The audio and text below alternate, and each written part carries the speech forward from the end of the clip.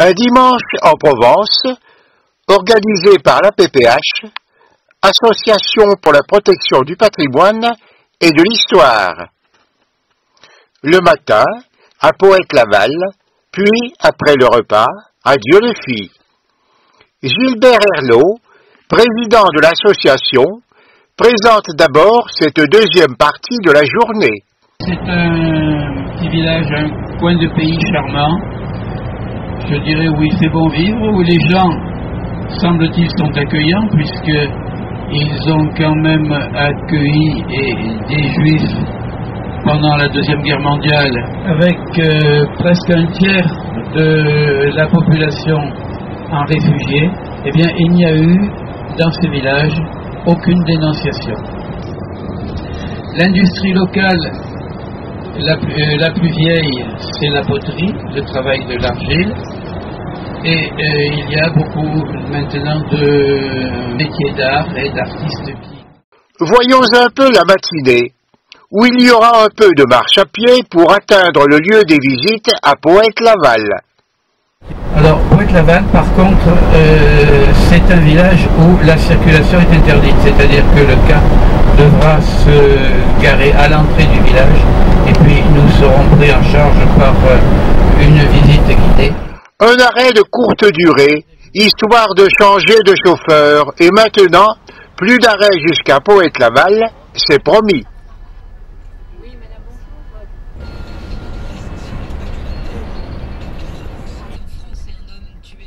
On quitte la Nationale 7 à Coucourde avec une vue sur la centrale nucléaire de Cruas-Meysse.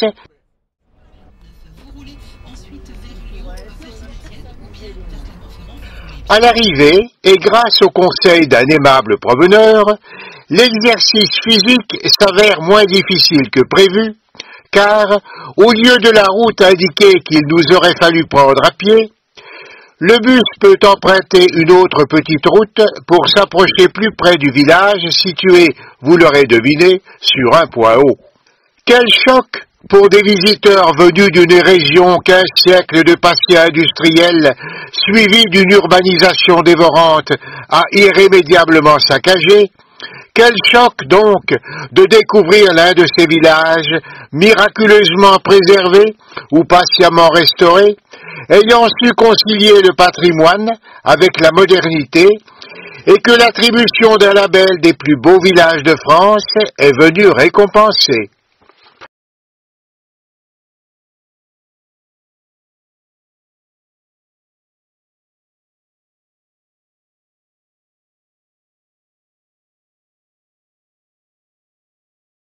On passe devant le cimetière, et c'est l'occasion de rappeler que catholiques et protestants ne furent pas toujours enterrés côte à côte, l'abolition de l'édit de Nantes étant passée par là. Mais à Dieu-le-Fille, il y a aussi une séparation dans la longueur. Je dis de Nantes, hein, qui a fait que les protestants ne pouvaient plus être enterrés dans les cimetières.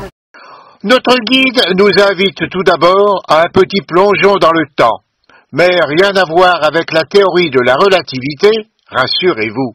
Et il faut vous considérer au XIIIe siècle actuellement, aujourd'hui on est là, hein.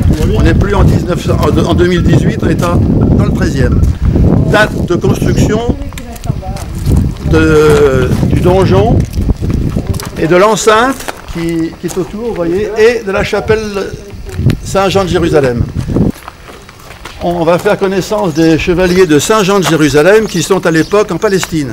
Et cette confrérie, cette organisation, servait surtout à l'intendance, si vous voulez. Hein. Là-bas, sur place, ils s'occupaient des blessés, des gens qui arrivaient pour se battre, d'autres pour repartir. Sur place, là-bas, il y avait les Templiers, eux, qui représentaient la partie combattante. Hein. Donc les hospitaliers, eux, c'était le contraire. Donc ces gens-là ont essaimé en Europe et ils ont choisi cet endroit de Poète-Laval. Donc Poète-Laval, d'où vient le nom de Poète-Laval? Poète, c'est une petite colline, Laval, la vallée. Ils ont construit cette commanderie. Pourquoi ici? Ben, il s'avérait que cette commanderie, elle dépend de Saint-Gilles, qui se trouve dans le Gard.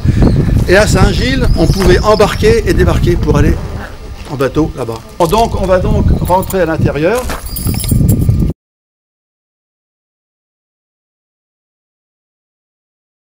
les montagnes que l'on peut apercevoir depuis le château. Donc là, ici, vous avez la montagne Rachas, au fond Miélandre, qui est à peu près à 1300.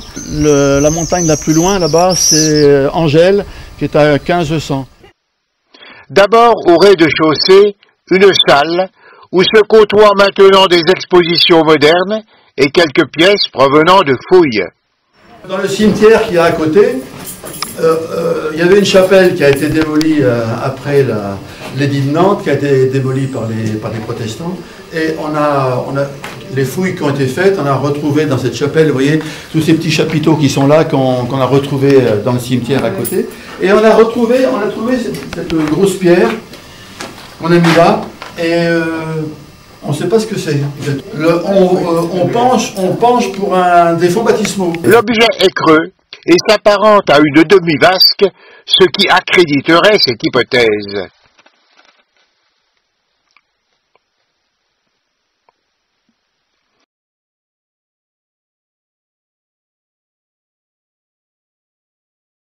La montée dans la tour permet d'apprécier le panorama, le village, la chapelle Saint-Jean de Jérusalem, avant de visiter le pigeonnier, ajouté par la suite. Ce pigeonnier avait plusieurs fonctions. Le nombre de pigeons témoignait de l'opulence du propriétaire, les volatiles étaient consommés et leur déjection utilisée pour fertiliser les champs. Si vous aimez les vieilles pierres, voici une courte promenade autour du château avant que le groupe ne descende jusqu'à la maison du protestantisme.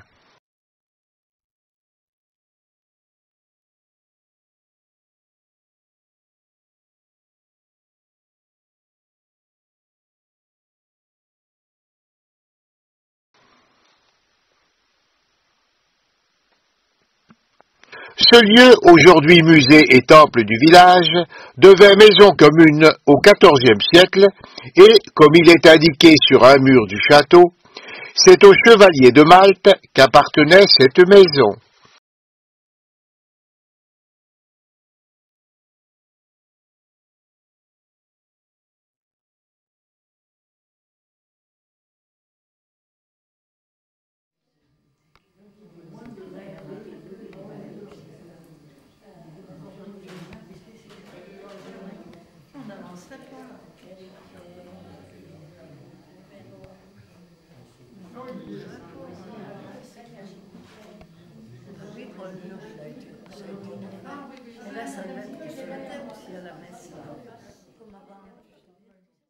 Vous êtes dans un temple protestant, le plus vieux temple protestant du Dauphiné, qui n'a pas été détruit lors de la révocation.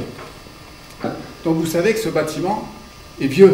Il date de l'époque où le château, la cité médiévale appartenait à l'ordre des Hospitaliers de Saint-Jean de Jérusalem, qui prendra après le nom, pour une partie, de l'ordre des Chevaliers de Malte.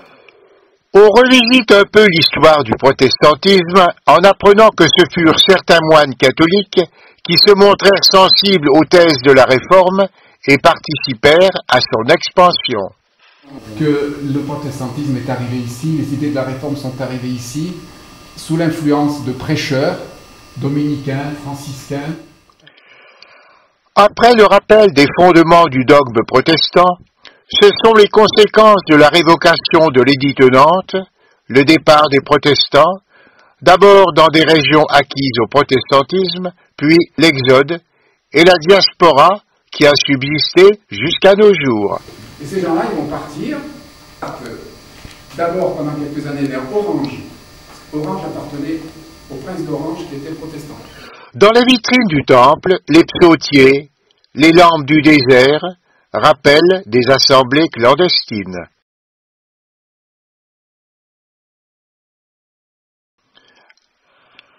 Avant de quitter le temple, un regard sur la Bible, pierre angulaire du protestantisme, la chaire, et le sablier pour mesurer le temps qu'il convient de consacrer à la prédication lors du culte.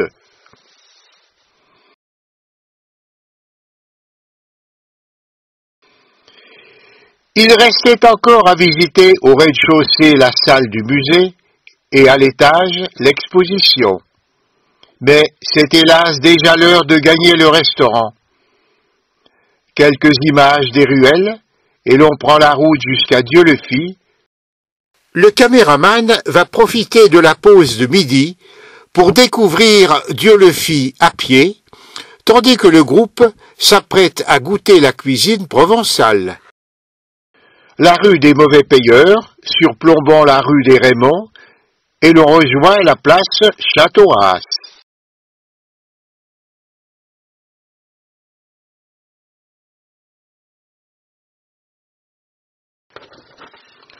Le temple protestant, début du XIXe siècle. Longeant la rue Balaudière, des commerces abrités sous les arcades.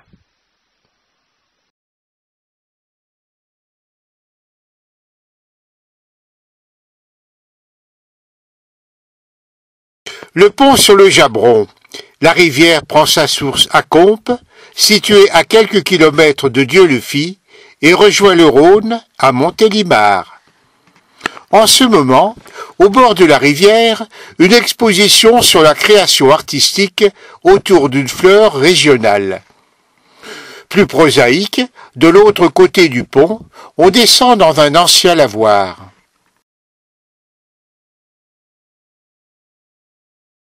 Longeant le cours du Jabron, il y avait la gare reliant Montélimar et Dieu-le-Fit. L'affiche illustre la courte existence de cette petite ligne. À notre époque, où le débat fait rage pour le maintien des petites lignes, n'y a-t-il pas de quoi réfléchir? Le nouveau pont de bois sur le Jabron est la partie non couverte de la rue Bonnefoy, menant à la rue du Bourg. Les rues conduisant à la place de l'abbé Magnet. La tour de l'horloge et sa devise en Languedoc.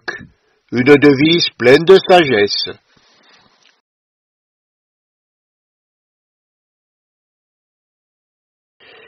L'église Saint-Roch, XVIIe siècle, avant que l'édit de tolérance ne marque en 1787 les prémices du retour à une approche plus mesurée de la pratique religieuse, et vers un œcuménisme depuis longtemps de mise à Dieu-le-Fit.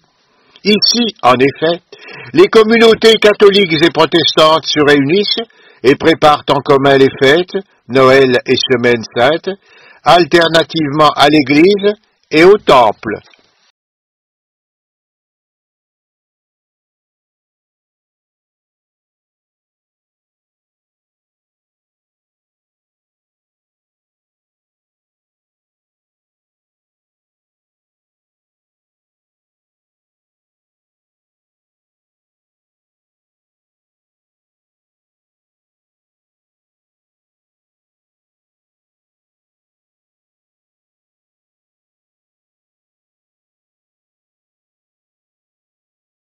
À proximité de la tour de l'horloge, l'impasse Juiverie et la rue des Prisons. Tiens, pourquoi cette dernière est-elle si éloignée de la rue des Mauvais Payeurs?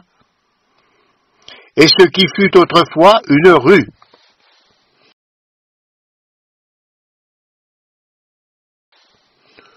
Au programme de l'après-midi, la maison de la céramique.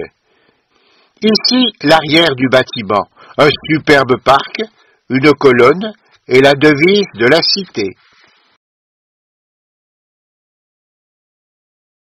Avant de commencer la visite, le groupe a décidé de prendre l'air quelques minutes autour d'un café. Petite précision sur le menu qui avait été proposé au groupe. Ravioles provençales, poulet, rissolet et beignets de courgettes, enfin le vacherin. Place à la céramique. D'abord, l'histoire du bâtiment avant sa destination actuelle. C'était racheté par la caisse d'épargne. C'était la caisse d'épargne de l'Écureuil qui était là. Puis la ville acheta les locaux et leur donna leurs fonctions avec la volonté d'attirer de nouveaux potiers à Dieu-le-Fit. En 1995, c'est ouvert surtout cet étage. Et puis en 2012-13, on a refait le musée à l'étage supérieur. Donc on peut voir ce qui se fabriquait à Dieu-le-Fit, surtout au XIXe siècle, bien qu'on ait des pièces très très anciennes qui datent des Romains. Et ici, ça a toujours été réservé à la céramique contemporaine.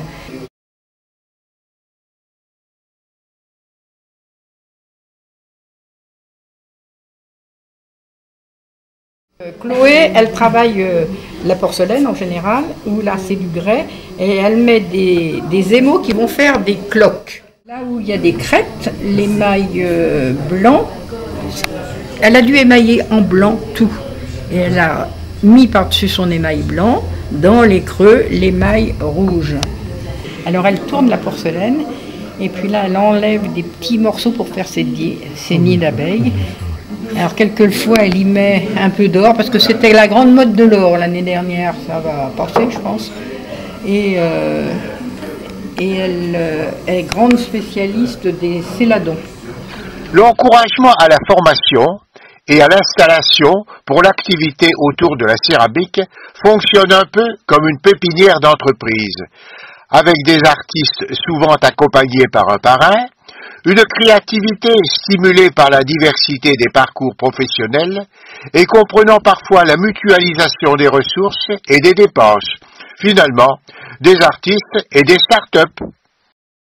On les fait travailler avec des gens des Beaux-Arts qui viennent ici, il y a des cours ici, et ils les font travailler de façon à développer leur créativité.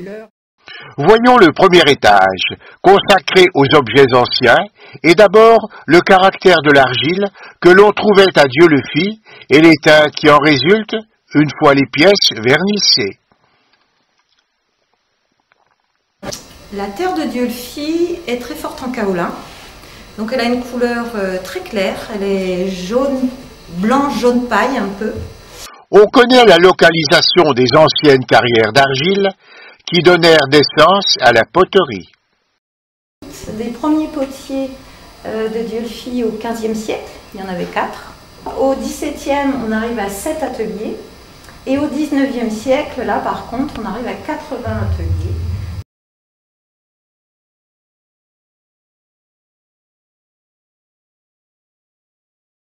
Un peu de technique avec les différentes étapes de la fabrication, un processus assez long.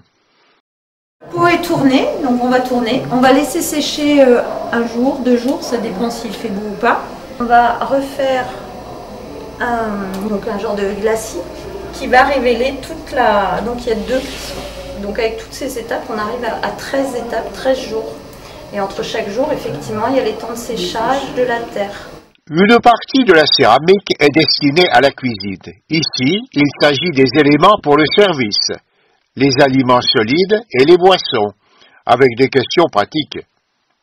Alors, petite question, pourquoi 2 becs? C'est-à-dire qu'il y a un bec avec glaçon et un bec sans glaçon. Au début du XXe siècle, Étienne Noël participa largement à l'essor de la poterie locale. On lui doit des formes et des couleurs qui ont fait l'originalité de Dieulefit. Donc vous voyez là, vous avez l'assiette carrée, donc qui est de lui, l'assiette octogonale perlée aussi, mais vous avez aussi ce verre qui est typique à Dieulefit, donc c'est lui qui sort ce verre un peu olive. Après la cuisine, la décoration, le rangement, la conservation.